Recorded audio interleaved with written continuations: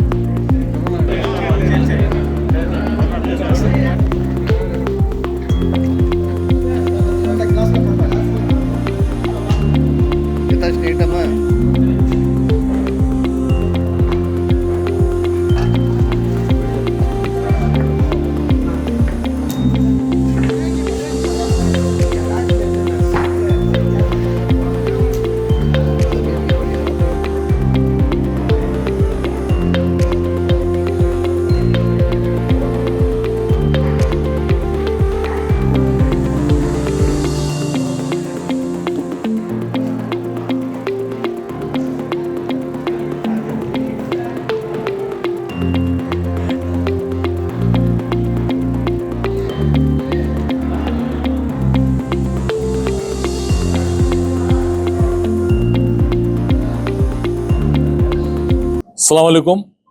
मैं आज हज हाउस में हूँ। यहाँ पे एक शानदार इफ्तियार की पार्टी दी गई है हज कमेटी के तरफ से। यहाँ पे नए चेयरमैन हज कमेटी के हमारे टीपू भाई है, साथ ही सभी मेंबर और साथ ही हमारे दिल्ली पब्लिक स्कूल के चेयरमैन मंसूर भाई है, और आपका रहमान भाई, आपका कौन सा चेयर? KNS इंजीनियरिंग कॉलेज, हमारे जाफर शरीफ साहब के पुतरे होते हैं। इस तरह से सभी, हमारे बिदर से मंसूर भाई है, तो बाबा साहब भी है, और सभी यहाँ पे पूरे इम्पोर्टेंट गेस्ट है।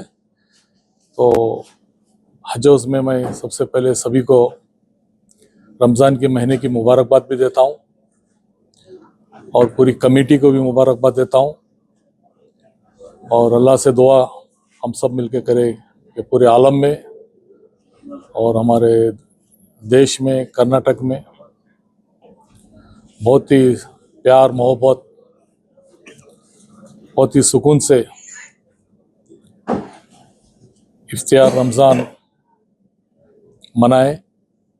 और आगे भी आप सभी लोगों से पर्सनल रिक्वेस्ट है कि आप सभी लोग हमारे लिए दुआएं करें, और आने वाले हज को जितने हमारे भाई बहन जाने वाले हैं उनके बारे में भी, और हज कमेटी के इश्यूज़ को लेके भी बातचीत हुई है। हज हाउस अभी 2 नए आने वाले हैं, एक मंगलोर, एक गुलबर्गा। हम रमज़ान के बाद उसका उद्घाटन करने वाले हैं, तो फाउंडेशन स्टोन डालने वाले हैं। और हमारे स्टेट के चीफ मिनिस्टर सिद्धरामैया जी और डिप्टी CM DK शिवकुमार जी, सभी लोग इस हज हाउस को और पूरे कर्नाटक के लोगों के लिए मुबारकबाद देते हैं। तो आने वाले दिनों में माइनॉरिटीज़ को लेके एक बहुत ही शानदार बजट इस बार